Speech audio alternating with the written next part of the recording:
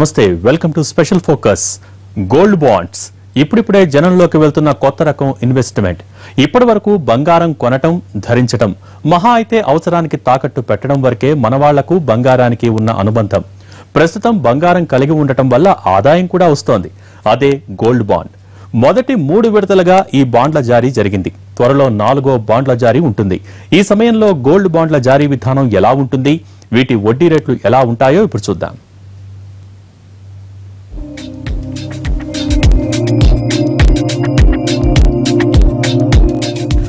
బాండ్లంటే ఇంతని డబ్బు కట్టడం, దానికి ఫలానా వడ్డీ అని ఫిక్స్ చేసుకోవటం, గడువు ఇవ్వటం. ఇది ఇప్పటి వరకు మనకు పరిచయం ఉన్న బాండ్ల వ్యవహారం. దీనికి గోల్డ్ కూడా వచ్చి కలిసింది. ఇప్పుడు ఆ సమయానికి బంగారం ఎంత ధర పలుకుతుందో అంత మొత్తం చెల్లించడం, బాండ్ల రూపంలో దానిని దాచిపెట్టడం, ఆ తర్వాత వడ్డీ అందుకోవటం, అవసరమైతే ముందుగానే డబ్బు రూపంలో పొందటం. మొత్తంగా మెచ్యూరిటీ సమయానికి ఎంత రేటుంటే అంత మొత్తం పొందటమే గోల్డ్ బాండ్స్. ఇంతకీ ఏమిటి బాండ్ ప్రాఫిట్ ఇప్పుడు చూద్దాం.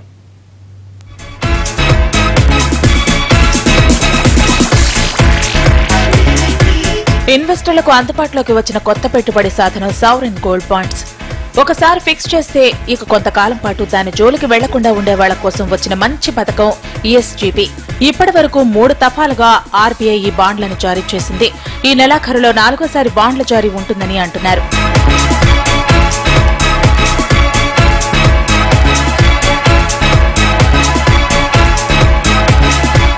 ఈ బాండ్లను స్టాక్ ఎక్స్చేంజీలో ట్రేడ్ చేసే ఫెసిలిటీ కూడా ఉంటుంది. ఈ బంగారు గుడ్లు పెట్టే బాండ్ల నుంచి బిడ్లు స్వీకరించేందుకు BSEకి ప్రభుత్వ అనుమతి సైతం లభించింది.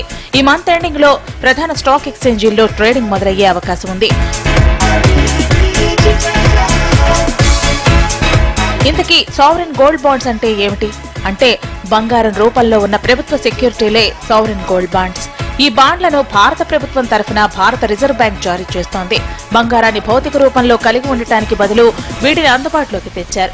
వీటిని కొనేవాళ్లు డబ్బు రూపంలో చెల్లించాల్సి ఉంటుంది. ముందుగా నిర్దేశించిన గడువు తర్వాత వీటిని నగదు రూపంలోకి మార్చుకోవచ్చు. అంటే పేరు మాత్రమే బంగారం, మిగిలినదంతా డబ్బుదే ప్రధాన పాత్ర.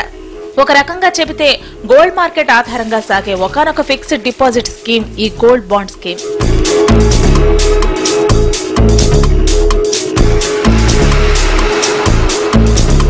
అది సరే, కానీ ఈ గోల్డ్ బాండ్స్ వల్ల ప్రయోజనం ఏంటి? ఈ బాండ్స్ కొంటే లాభం ఏంటి, నష్టం ఏంటి అన్నది సామాన్యులకు తొలిచే ప్రశ్న. సాధారణంగా బంగారం ఇంట్లో ఉంటే దొంగలు పెడతారు. అది కాదంటే ఇంట్లో ఏదైనా అత్యవసరమైనప్పుడు దానికి తాకట్టు పెట్టేస్తుంటారు. కొన్ని సందర్భాల్లో అతి తక్కువ మొత్తానికి తాకట్టు పెట్టి ఇక ఆ అప్పు ఎన్నిటికీ తీర్చలేక వడ్డీల మీద వడ్డీలు పెరిగి అసలుకే మోసం వచ్చే ప్రమాదం ఉంది. వీటన్నిటికీ చెక్ పెట్టడమే గోల్డ్ బాండ్. బేసిక్ గా ఇది పేపర్ రూపంలో ఉండే బంగారం కాబట్టి ఏ గొడవ ఉండదు.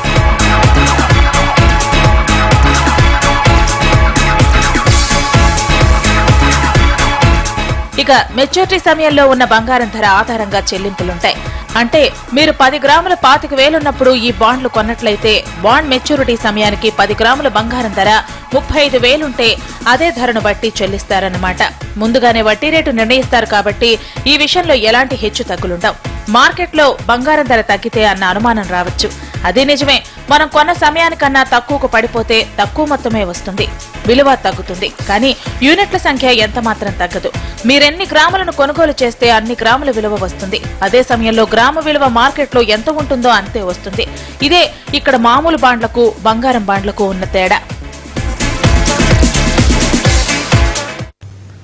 ఓ రకంగా చెబితే గోల్డ్ బాండ్లు కూడా దాదాపు షేర్ మార్కెట్ లాగానే ఉంటుందని చెప్పక తప్పదు. అంటే షేర్ ధర కొన్న సమయానికి అమ్మే సమయానికి ఎంత తేడా ఉంటుందో ఇది అంతే.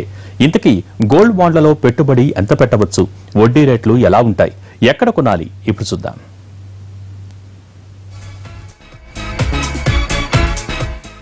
2 గ్రాములు, 5 గ్రాములు, 10 గ్రాములు, 50, 100 గ్రాముల డినామినేషన్ తో సావరిన్ గోల్డ్ బాండ్లు కొనొచ్చు. కనీసం 2 గ్రాములు కొనుగోలు చేయాల్సి ఉంటుంది. ఒక ఆర్థిక సంవత్సరంలో ఒక్కొక్కరి పేరిట సుమారు 500 గ్రాముల డినామినేషన్ కలిగిన బాండ్లలో పెట్టుబడులు పెట్టొచ్చు. వ్యక్తులు, ట్రస్టులు, యూనివర్సిటీలు, చారిటబుల్ ట్రస్టులు ఈ బాండ్లను కొనుగోలు చేయొచ్చు. ఏడాదికి బంగారం బాండ్లపై 2.75% వడ్డీ రేటు ఖరారు చేశారు. ప్రతి 6 నెలలకోసారి బ్యాంకు ఖాతాలో వడ్డీ జమ అవుతుంది.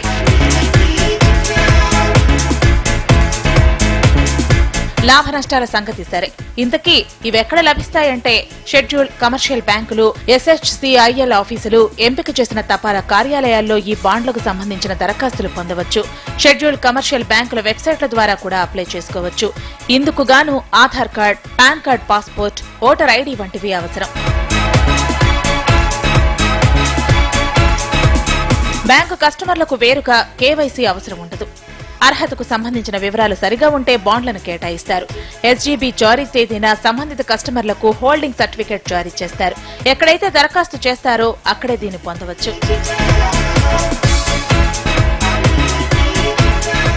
ఈ బాండ్ల కనీస కాలపరిమితి 8 ఏళ్లు. అయితే 5, 6, 7 సంవత్సరాల్లో బాండ్లను నగదు రూపంలోకి మార్చుకోవచ్చు. అయితే అప్పుడున్న బంగారం ధర ఆధారంగా మాత్రమే ఈ మొత్తం ఆధారపడి ఉంటుంది. ఈ బాండ్లను పెట్టి లోన్ తీసుకోవచ్చు. వీటిని స్టాక్ ఎక్స్చేంజిల్లోనూ నమోదు చేస్తారు. దీనివల్ల ఇన్వెస్టర్లు తమ అవసరాలను బట్టి బాండ్ల రూపంలోకి మార్చుకోవచ్చు లేదా ట్రాన్స్ఫర్ చేయొచ్చు. ఆదాయ పన్ను చట్ట ప్రకారం ఈ బాండ్లపై వచ్చే వడ్డీపై పన్ను విధిస్తారు. బాండ్ల పీరియడ్ పూర్తయినప్పుడు ఎలాంటి క్యాపిటల్ గెయిన్ ట్యాక్స్ ఉండదు.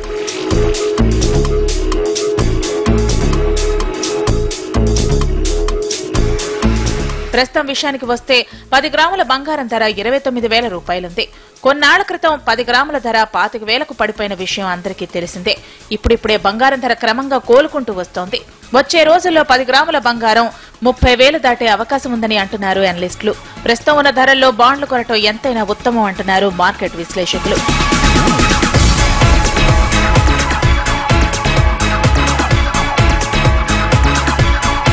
దానికి తోడు భారతీయులు ఒక్కసారి బంగారం కొంటే దాన్ని అమ్మే అవకాశమే ఉండదు. అత్యవసర పరిస్థితుల్లో తనఖా పెట్టడానికైనా సిద్ధపడతారు, కానీ బంగారాన్ని అమ్ముకోవడం అంటూ ఉండదు. కాబట్టి బంగారం మీద ఇలా ఇన్వెస్ట్ చేయడం ఎంతైనా మేలు చేస్తుందని అంటున్నారు.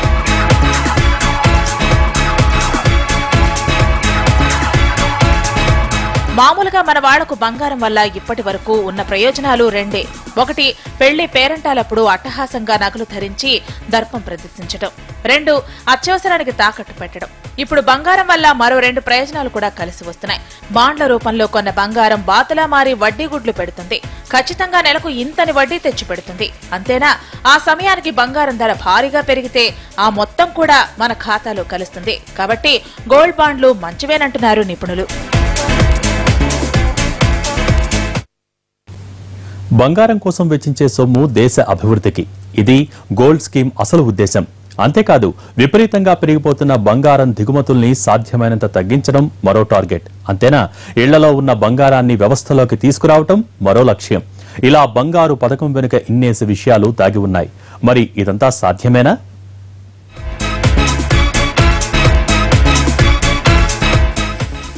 గోల్డ్ బాండ్ స్కీమ్ ని మోడీ ప్రభుత్వం ఎంతో ప్రతిష్టాత్మకంగా తీసుకుంది. తొలి దశలో ప్రవేశపెట్టినప్పుడు ఈ స్కీమ్ కు 63,000 అప్లికేషన్లు వచ్చాయి. దీని ద్వారా సుమారు 250 కోట్ల రూపాయల విలువైన బంగారానికి సరిపడా బాండ్లను విక్రయించింది ప్రభుత్వం. ఇది 917 కిలోల బంగారానికి సమానం.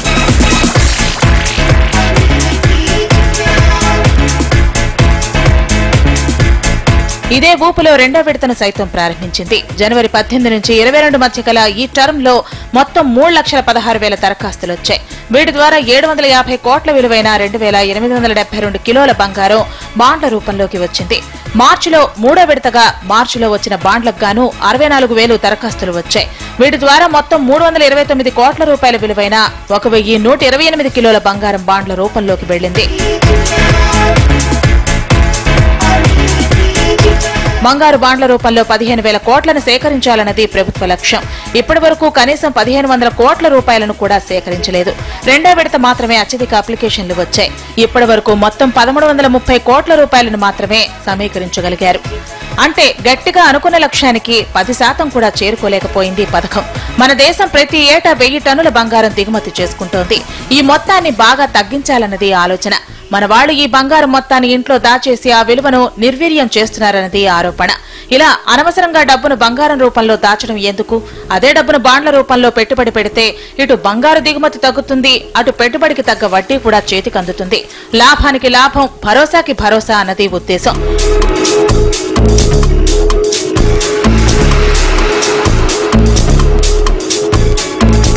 ఒక రకంగా చెబితే ఇది ప్రాక్టికల్ గా ఆలోచించే ఒకానొక విధానం. కానీ మన వాళ్ళు ఈ ఆలోచన విధానానికి రావడానికి కొంత సమయం తీసుకుంటుంది. సాంకేతికంగా బంగారం అంటే డబ్బు అవుతుందేమో కానీ బంగారం అంటే ఒంటిపై ధరించే ఒకానొక ఆభరణంగానే భావిస్తుంది సామాన్య ప్రజానికం.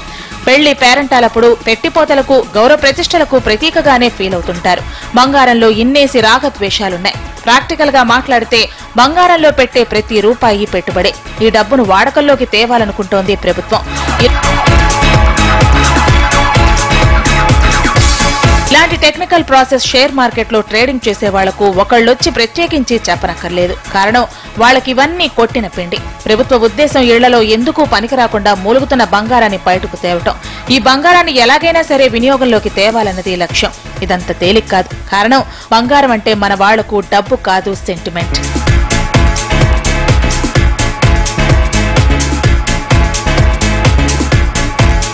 ప్రజల ఆలోచనలను కదిలించేలా ప్రకటనలు రూపొందించాల్సి ఉంటుంది.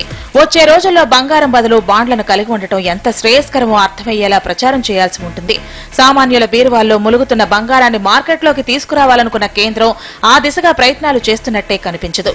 చాప కింద నీరులా సాగే వ్యవహారంగా మారటం వల్ల అనుకున్న లక్ష్యం చేరుకోవటం కష్టమని చెప్పాలి. కాబట్టి ప్రభుత్వం ఈ కోణంలో ఆలోచించాలని సూచిస్తున్నారు మార్కెట్ పండితులు.